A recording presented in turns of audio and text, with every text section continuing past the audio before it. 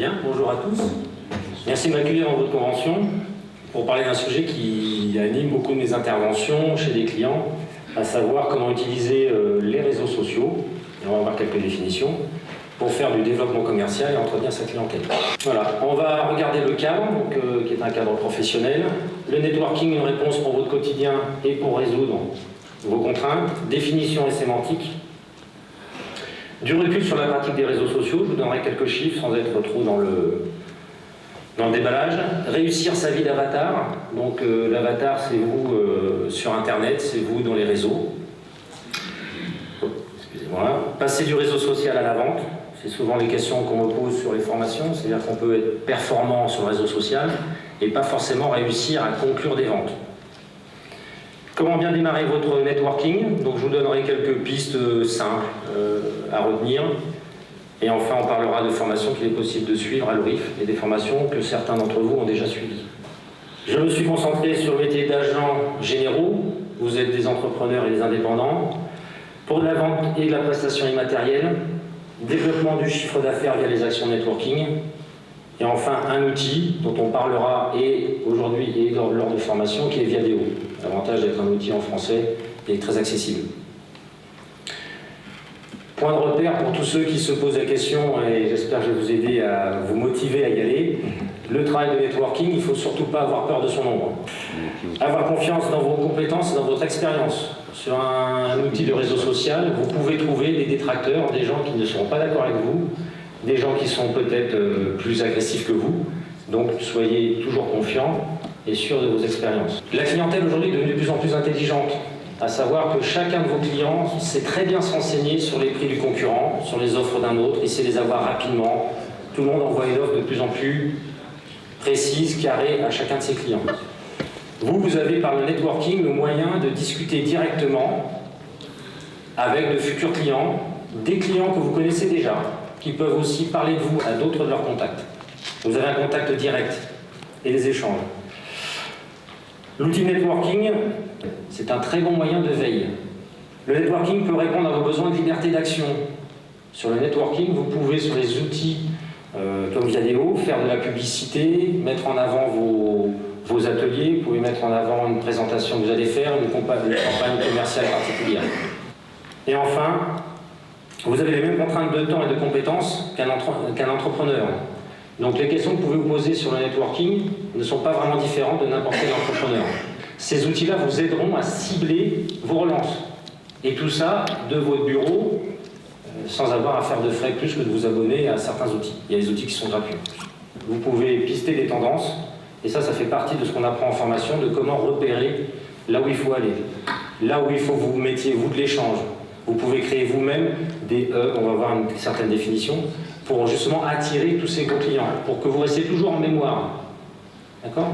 Vous avez besoin dans vos métiers, par rapport à vos mandants, d'une certaine autonomie dans la stratégie et le choix de vos actions.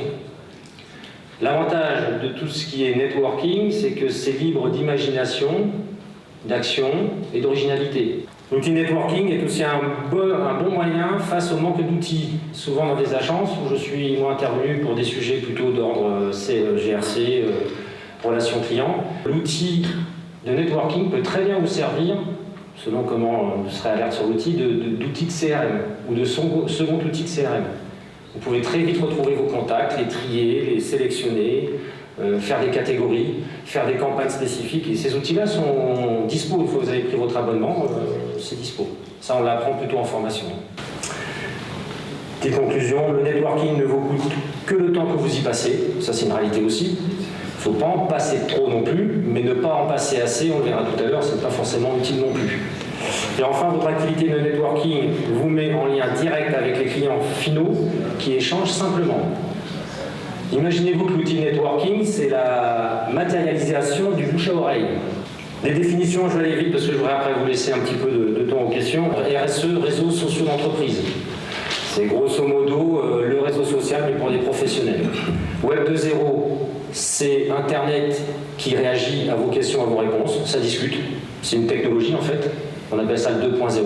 Networking, travailler avec des outils de type Web 2.0 et les réseaux sociaux, égal matérialiser, formaliser les interactions entre vos contacts. Aujourd'hui, quand vous rencontrez une personne, tout à l'heure si on se parle, à part l'avoir connu aujourd'hui pour la présentation, vous ne savez pas forcément avec qui je bosse pas. Les gens qui sont dans mon réseau proche, vous ne le savez pas forcément. Vous le saurez peut-être au bout d'un certain temps. Aujourd'hui, si vous avez une tactique, une stratégie, et nous ne voilons pas la face, il faut être un peu carré, vous savez très vite qui est avec qui fait quoi. Avatar, c'est ce que souvent tout le monde appelle le moi numérique. Viadeo, c'est un outil de mise en relation professionnelle via Internet et une interface pour vos outils de suivi clientèle. IRL, vous verrez aussi souvent cette abréviation quand quelqu'un vous dira on n'a qu'à se voir dans l'IRL, c'est in real life, donc c'est la vraie vie, c'est plus votre avatar, c'est vous là aujourd'hui. D'accord ? Et enfin un hub, ça vous verrez aussi très souvent ce terme, le hub qui en gros veut dire connecteur, un endroit où on vient mettre plein de connexions. Le hub sur ces outils-là, c'est un endroit où soit vous intervenez, vous faites des présentations écrites, maintenant de plus en plus on peut me joindre des documents, ou alors vous créez vous-même votre hub. Les hubs, vous les faites vous-même. Vous pouvez accueillir, sélectionner, trouver des gens, vous pouvez en faire la promotion dans vos signatures de mail, vous pouvez en faire la promotion sur votre site internet, vous pouvez faire plein de choses comme ça. Tout ça amène de l'attention vers vous et vous permet de planter des petites graines, ce que j'appelle souvent planter la petite graine. Donc ça vous permet de maintenir le lien. Donc quelques règles, donner avant de recevoir, qualifier votre choix et valoriser votre investissement, choisir un seul outil, surtout quand vous démarrez. Et enfin établir une stratégie avec des objectifs.